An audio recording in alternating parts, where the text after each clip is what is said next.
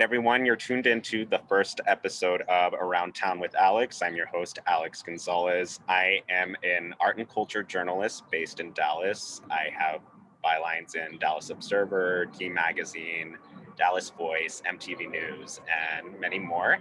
And the point of Around Town with Alex is to highlight the best of Dallas's talent, whether that be in art, small businesses, restaurants, bars, and little shops. All right, so today's topic is women in music. So I am speaking with a group of talented women, songwriters, singers, artists, producers, and business managers. So we've got Jane Kim. Jane, do you want to say hi? Sure. Thanks for having me for the first episode. My name is Jane Kim. I run and own Axiom Music, which is an artist management and talent buying agency. And you are also a DJ that goes by the name of DJ Snacks. That's right. Oh, you know my intro better than I do. I always leave that one out for whatever reason. So as a DJ and an artist manager, how has COVID kind of affected booking artist and DJ events? Things have definitely been different, I think, in Texas. So I think when you talk to people in LA or New York or the cities that have actually had a longer shutdown period, I think it might be much harder on them. And obviously people that are really in the touring industry. But at least in Dallas, I feel like with certain clients, like hospitality clients, like hotels or restaurants, or even some like breweries or bars that have a large enough outdoor space, have been consistently hosting live music. And it's interesting to see how, you know, before, when you think about before COVID, like being on a patio somewhere, eating with your friends and live music that being there, I think a lot of people kind of took that for granted or considered it background music. And now that's kind of the only way you can access live music right now. There's still some shows happening here and there, but I think that the most, like, people's reactions are different, even if, like, you know, Legacy West Plano, which is one of my clients, has like live music concert series on Saturdays, which is just in front of the retail spaces that they have. But people stop longer, people sit at a bench and sing along. And I think that crowd interaction and response to that level of access of live music has been super different. We've also got Lo. She is a singer, songwriter, and producer. She just released a new single called Second Coming. Lo, how are you today? Hey, I'm doing okay. How are you? Good. Okay, so Lo, the last time we talked, you said you were wanting to learn how to mix and master your own tracks. Can you give us an update on that? How's that going? Currently, still in the process of learning. That's kind of the final frontier for me, because like being able to produce is really awesome because I can take what's going on in here and actually be able to put it out here instead of explaining it to another producer. But being able to mix it, that's going to be even more fun, and having to be able to emulate sounds, make them more prominent in the mix and bring stuff down, or To wait for bounces anymore. Nah, girl, I don't. Like that's another expenditure for female artists and artists in general, really. But we have to pay also to get mix and masters done, and just trying to keep the budget tight as an independent artist. That is the ideal situation. All right, so you're also working on a new album called Holy War. Can you give us a little bit of information about that? Gotcha. So Holy War, there's a side A and a side B. And basically it's entailing the battle between the two personas that I have. I think we all have them. It's like our more aggressive side, our more like truth-telling side. And then we have more of like the empathetic and like kind of more weepy side is the best way I can put it. So side A is called Aphrodite, and that embodies the lovey-dovey side of Lo, and then Medusa embodies the more truth teller and aggressive side. I love it, and I'm excited to hear it. Can you give us an update on when we can expect it? Hopefully by the end of this year. There's been a lot of like holdups with COVID and everything, but So far, so good. Luckily, I have my space here, so I can work whenever I need to. Your home studio, it looks really nice. Thank you. We've also got Ravs on here. Ravs, how are you today? I'm good. How are you? Good. So you're just coming back from Austin? I am. My sister just moved down there, so I was spending the weekend with her. Awesome. So I'm really loving your new song, Isolation. Can you tell us a little bit about how that track came together? Yeah. So it was, quarantine. We were all feeling isolated. We were all kind of in our own worlds, and there was a lot of there was just a lot happening in the world at that time, whether that be political, whether that be emotional, just across the board. It was just like we felt everything at once. So that's kind of what isolated is and was supposed to be for me, was just that culmination of everything that I was feeling in that time. All right, so our next guest is Maya Piata. Maya, what's been new with you lately? Are you working on Pardon? Are you working on new music? Oh yes. In fact, I mean, there's a couple studios that I'm bouncing between. I just glowed up to a new space, so that's really cool. But definitely touching in with a couple of the studios that I have and getting into a nice routine of creating and then being around a lot of creatives. I think this time has been where I've honed in my circle and seen like, okay, who is on the same wavelength? Okay, where do I sit down and go ahead and start churning? And also a lot of self-development. I feel like even talking amongst this group of people, we've been able to have those sit down and chats and say, okay, so this is what I'm going through now. One, we have the power to turn that into art, which is a power and, something that I'm really, really grateful for.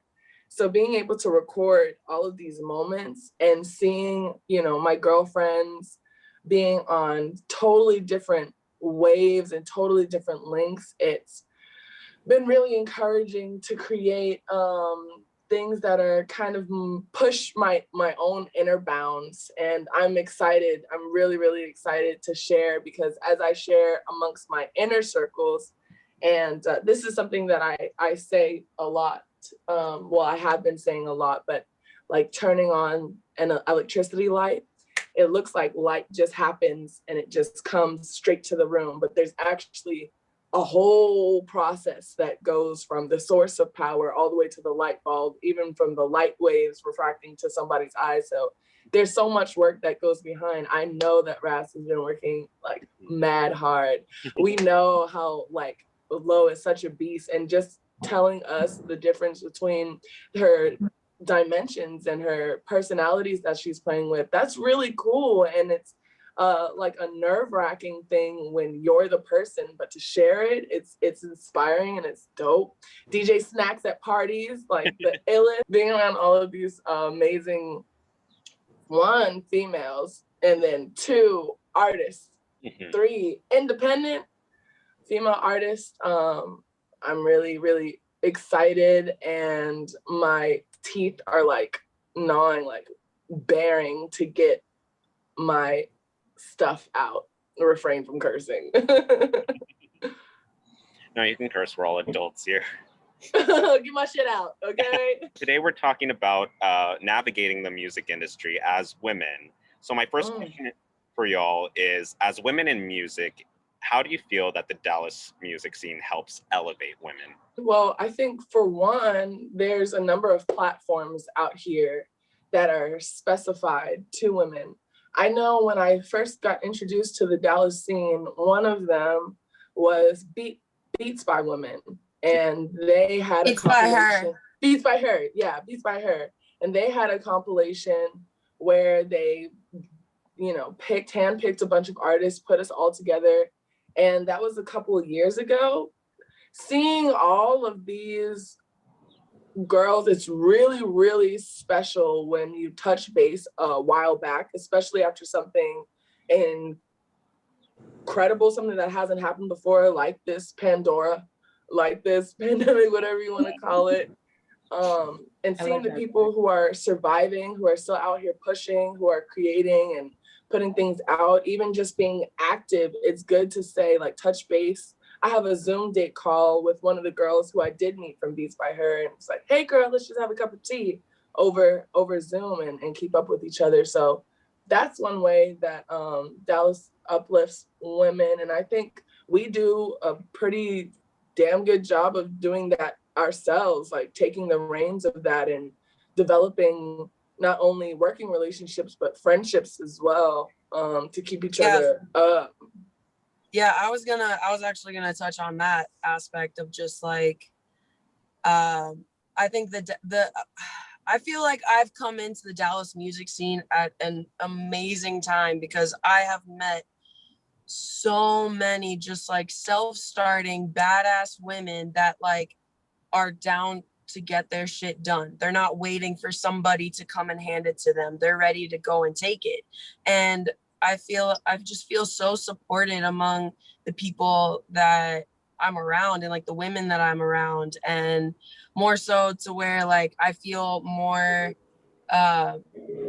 motivation to uplift the people around me as well. And it's been a crazy experience because I've been in a couple other music scenes on like the low, and it has not ever been like on the low. It has never been like this, and like with this many just talented, driven women.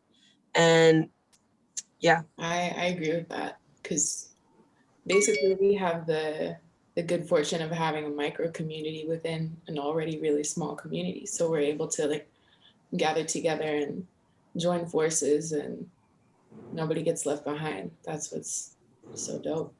I just feel like a lot of people are starting to transition and come to Dallas, and you know, saying that it's popping off. I feel like Jane would probably know the best answer to that. But I've seen around with at least my own two eyes and being in the middle of it that Dallas is really starting to build and pick up. During Snowmageddon, we got 500,000 people who moved to the Dallas area. We don't know how many of them are musicians. However, that's a shit ton of people. I mean, even if they're not musicians, right? Like that's a huge number of people. And they're bringing their backgrounds, and that's transplants to Dallas. I think there's a lot of even like different kinds of music lovers, like because the audience is what changes the scene, right? And the audience decides what shows get booked, what tour acts come through and sell out, right? So it'll be interesting to see how subtle or gradual it'll be, or really quick, like we see certain demands within like the Dallas music market that changes.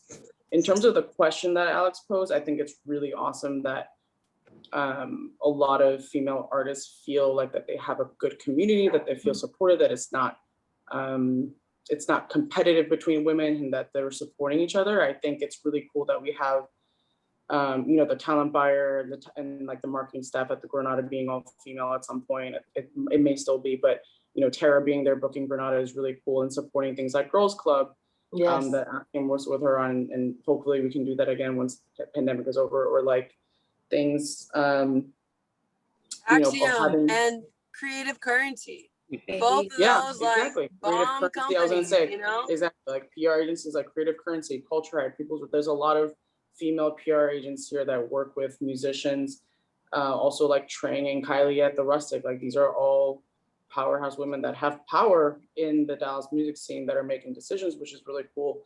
I do hope that it's not just a sense of community within women, but really what it changes things is when we are also supported by men that are also in power positions. So I would challenge people to really think through, like, yes, do you feel supported by your community, but do you feel like you're still getting passed up on opportunities because you're a woman? Do you ever feel like you're paid less of a guarantee, or you're paid less period because you're a woman? Like those things is what actually matters, right? In terms of women actually being on an even playing field. So it's awesome that people feel supported. I definitely feel so too. I don't have any like horror stories to share about women like that I know of, and I'm sure it still happens every day where we feel taken advantage of in a situation. But hopefully that can be less and less, and that it's really driven by men and women in power positions that can change it.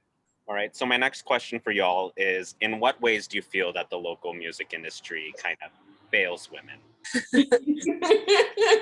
I'm gearing up to say something, but I don't know if I'm waiting at the door. Somebody can go first. You got it, love. I hope that women are being booked for performances for talent over looks. I don't have any like real examples to share, or I have no one that comes to mind to be like this person, that person. That's not the point of the conversation. I just hope that people are being prioritized based on talent and not because they have a nice body or a certain aesthetic or wears this and that. Before I started doing this artist thing, I was top lining for producers and stuff. And it truthfully was because I was repeatedly told, oh, you don't look commercial enough. You don't have the look, you don't have this, whatever. Screw you. Now we've got badass bitches like Lizzo are coming on the scene and just like, I'm talented as hell. Look at me. Like, I may not, have the conventional body type or whatever. She's gorgeous as she is. And everyone loves her music. Exactly. And everybody wants to book her because she's talented and she brings a crowd. And I think that's definitely what, going back to what you're saying, Jane, is like, it's all about, at the end of the day, your talent. You can look a certain way and that will only get you so far. But if you've got something to say in your spirit and who you are and you have a message, and then that's going to carry you. Small community or beyond. And beyond. I would say, I guess, if we're talking more the local industry, and this kind of goes across the board of just even like the state and the South, like the region. I think the hardest thing has been getting those looks to reach those other markets, right? It's the opener spots for the bigger artists. I feel like most people won't book women for the draw. They won't expect that like women can bring out people to a show and get people to come to a show.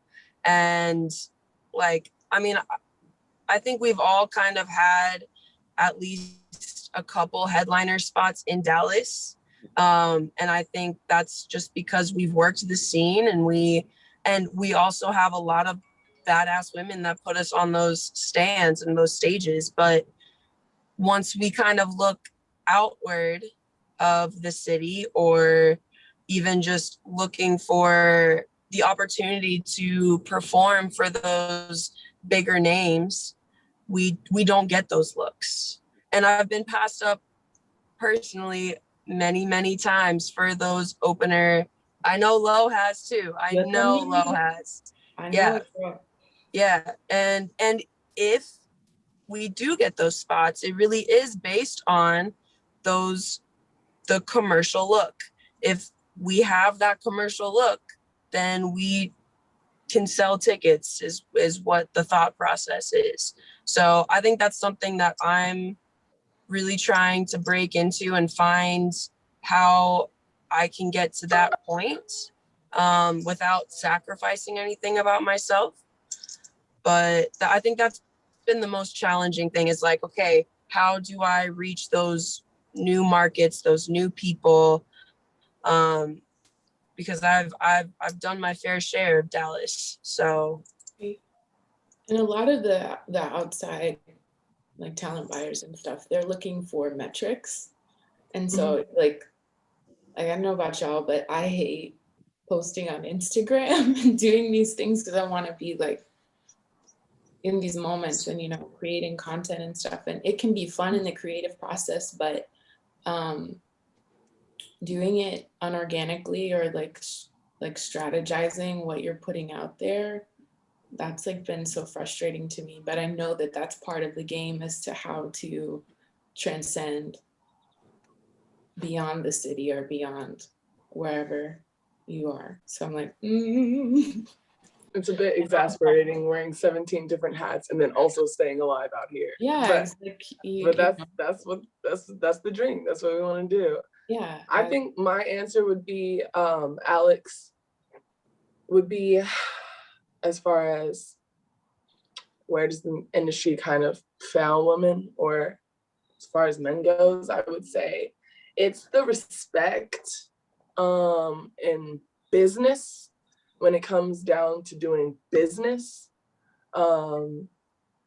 I choose to surround myself with strong businesswomen who have heart and who are authentic, who truly care about what they are doing. And if I'm in line with that, then we're on the same ship. So that's where I like to put myself and be, and I'm very grateful to be in spaces like that where I see, yes, I like it here. I've also had recent experiences and experiences far behind where working with not women make the same conversations a little harder, just a little more difficult. And, you know, that may be the playing field right now. It's fine. I have autonomy of where I conduct business and where I am having heartfelt conversations, and then everything past that might just be an email. And you know, you don't get that authentic person to person connection, which is fine. But I that would be my personal answer. It's treat me with the same respect, the same dealings that you would your male cohorts, your male musicians, you know, And I think be that that's rate. part of.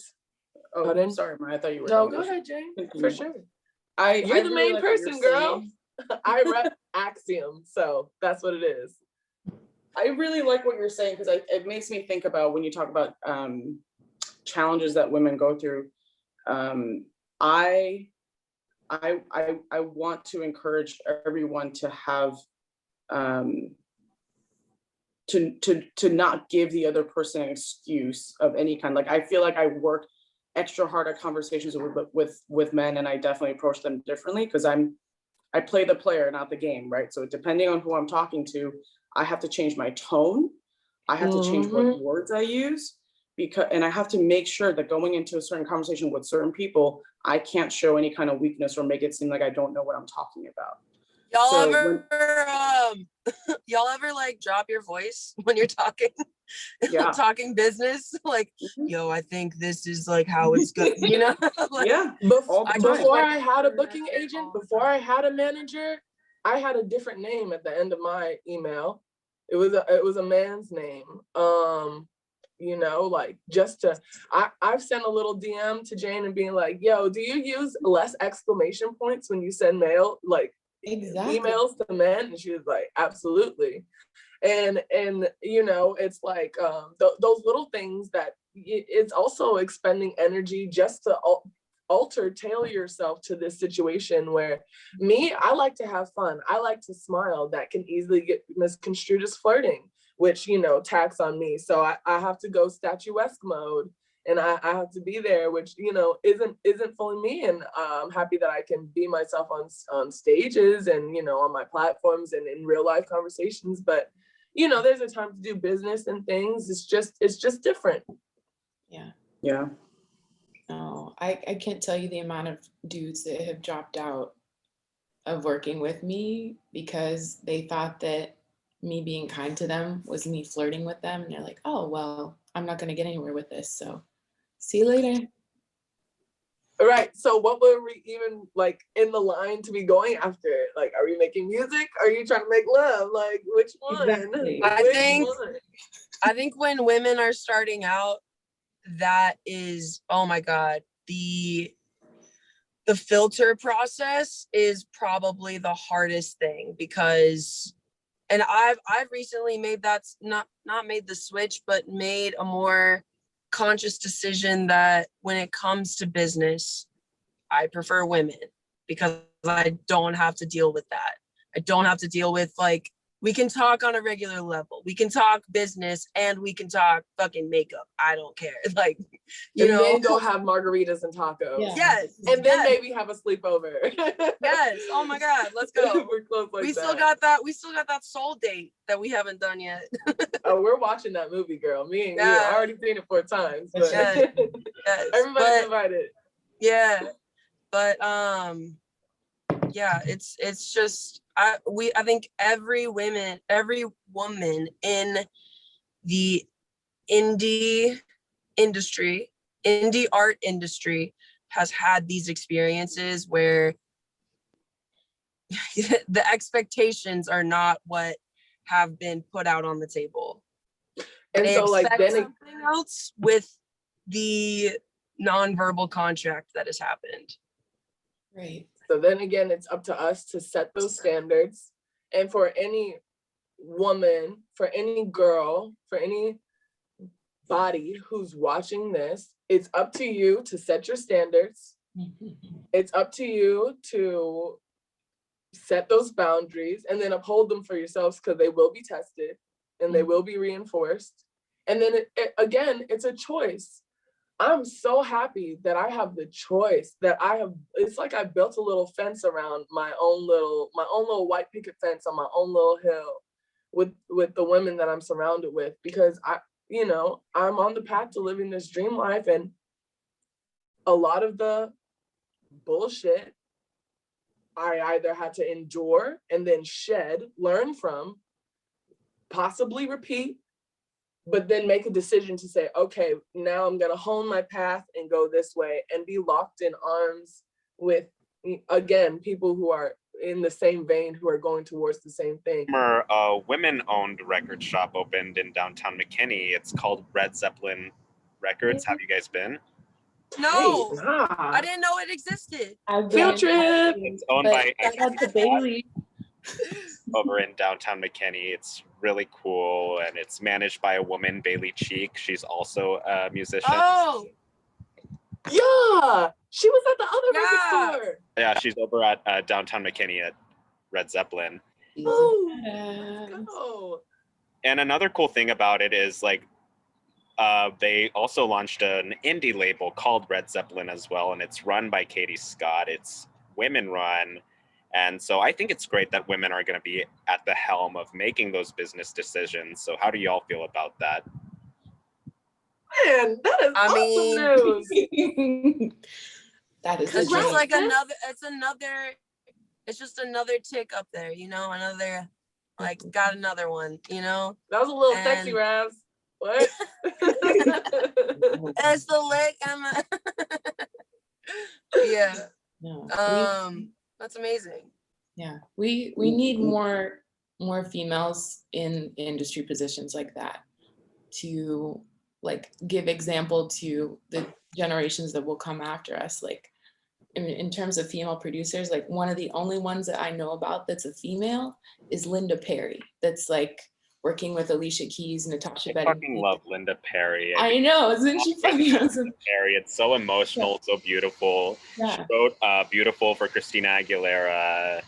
And I think she also wrote Don't Let Me Get Me for Pink.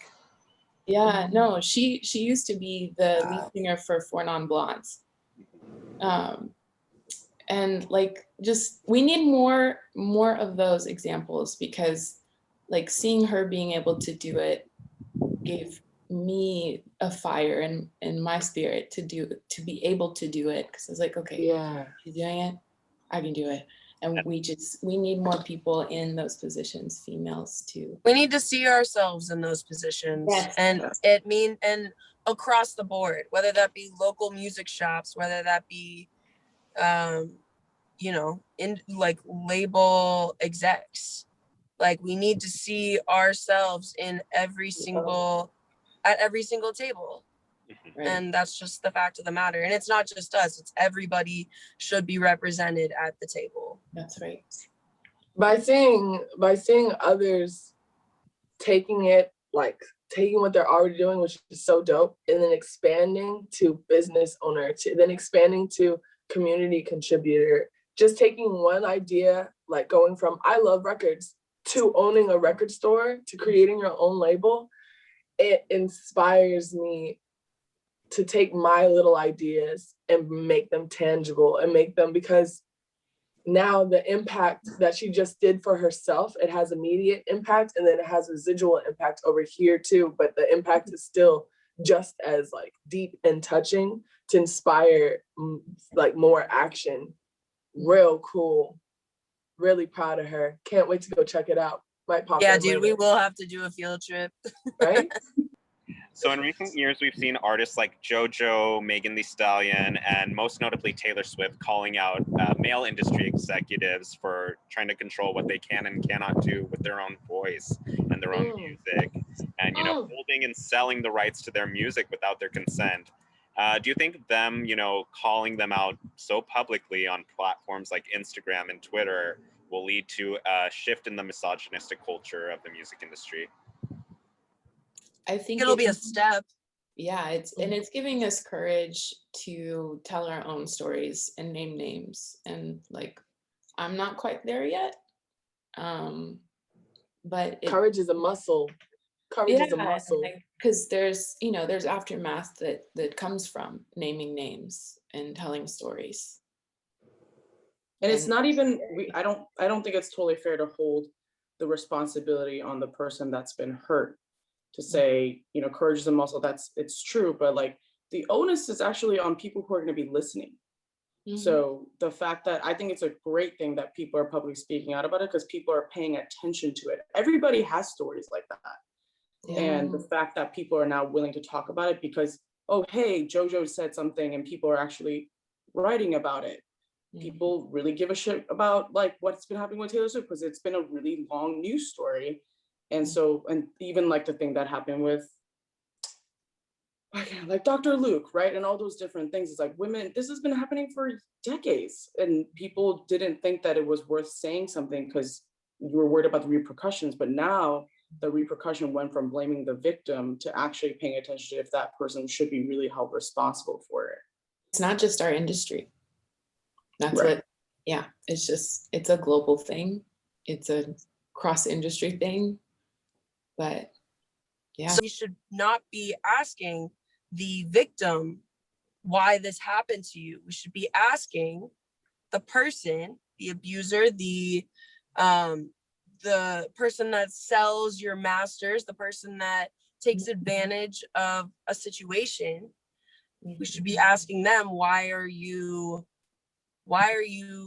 controlling this, and why do you feel the need to control this situation? But then we get things like, they're not going to comment on this. It's like, we're not going to actually validate what you went through, your trauma, whatever it may be. And that's the frustrating part. Because it's like, this happened, this was real. Apologize. It's only gonna be like maybe a drop in the bucket to heal, but I think something that I also think about when I hear about stories like that with bad contracts or contracts that they signed when they were too young to know any better. Mm-hmm. I think people in power positions, regardless of what their background is or what gender they are, I think are going to, because of innately what I believe like power and power positions do to people, like people are just prone to take advantage of other people in weaker positions. So I don't actually expect that to ever stop. I do think that we can expect people to be held accountable better because a lot of shit just flies. And that's wrong. People should be held accountable for bad behavior, even if it continues in different pockets. And maybe that'll actually help like deter people from being assholes in power positions. But also, I do think that people could be better prepared. Like you should read Taylor Swift's story of what happened to her and be like, oh shit, I need a lawyer. Like when there's paperwork in front of me, I need a lawyer. I need a good lawyer. I need a lawyer that's not the label's lawyer. Like that's what people should still take away from that is like, not just like, oh, those people suck and they're evil, but also if I'm ever put in this situation, how can I do the best prep that I can so that this doesn't happen to me, right? It's just like this, it's just like when I'm walking down a dark alley, do I want people to not take advantage of the situation, try to steal my shit or do something to me? Yes, but I also carry mace because if it does happen, I do want to be prepared. So even though we hold people to that kind of higher standard of being human to each other, people aren't. So I still need to do my job and to make sure that shit doesn't happen to me within my control. Final question is, as a city, how can we do right by our women songwriters, singers, producers, and other artists, starting in Dallas? Keep loving us. Keep loving us. We love you too. We'll give you our love. That's facts. Yeah. I feel like, I don't know. Never mind. Let me get my thoughts together. Sis. Yeah, I want to get my thoughts together a little bit more. Yeah, okay. Yeah, that's a pretty big question. Like, what can they do for us? I think like what Maya's saying, like, love us, like in every aspect, like help us, and also equip us, not just like giving us opportunity, but equipping us for those opportunities, not just going, okay, well, like you've got all these talents and these things, but like, okay, here you go. Take us seriously. This isn't a hobby. Just because every day some teenage girl wakes up and says, I want to be a singer, I want to be a star. It happens every day to dozens of people. Doesn't mean that you should take women in the industry less seriously because everybody wakes up one day and then they fall out at some point. Or I mean that in a sense of like, be less misogynistic. Stop judging women in music, especially performers and talent that's in front of a crowd and having to run social media. Stop judging their social media and following people because you think they're hot. Stop supporting people just because you think because they're hot. There's nothing necessarily wrong with that, but also if you support the music, support the craft, support the art. Stop helping sex sell and that being the main thing that gets pushed about women. That shit is disgusting. Sorry, Maya, do you wanna go? Girl, I'm stewing. Go ahead, your turn. Okay.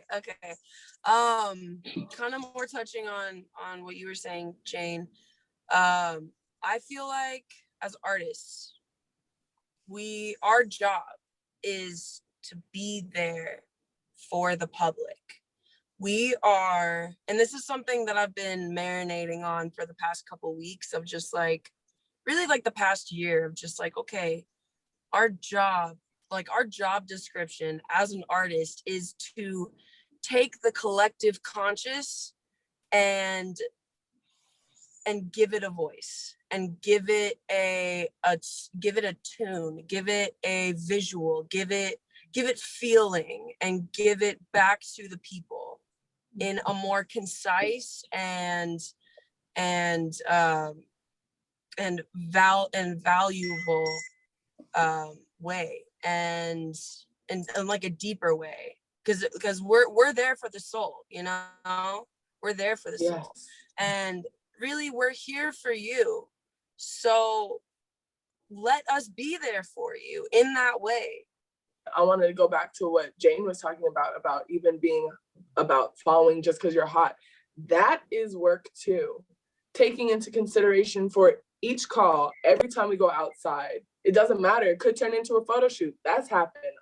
Going for drinks could turn into a booking. Going to having your hair done, having your makeup done, being in the gym, eating right, feeding yourself, watering yourself. Then it goes to having relationships, developing these relationships who have the same sound, going towards people who have the same mindset, creating these these oral platforms. We really have the capability. I'm reading this book. It's called Afrofuturism by Yolanda Womack. And what she's talking about is using sound as like an actual plane, like an actual physical landscape where you can create your world.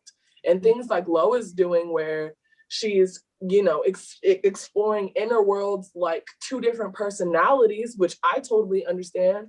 taking what Ravs is doing and using these like astro sounds to take you outer space when really you're sitting in your chair at your desk. Those are things that we're able to do. There's a lot of work that goes into it. There's a lot of work that goes into, there's just a lot. So when I say love, it goes more than just a double tap, even though that's totally appreciated. It's more than just a 2-minute listen, but seems like we're creating relationships across the board. So like you guys were saying, we're trying to be the best versions of us. So yeah, which is hard work.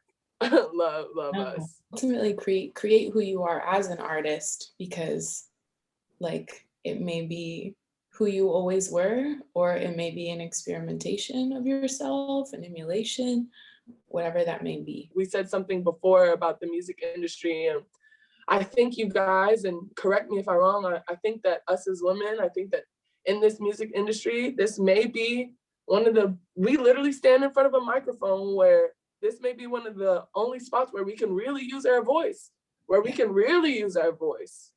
So I want to encourage, I know I'm already inspired and encouraged by this conversation, but I want to encourage others who are watching this and each other to keep doing us, y'all.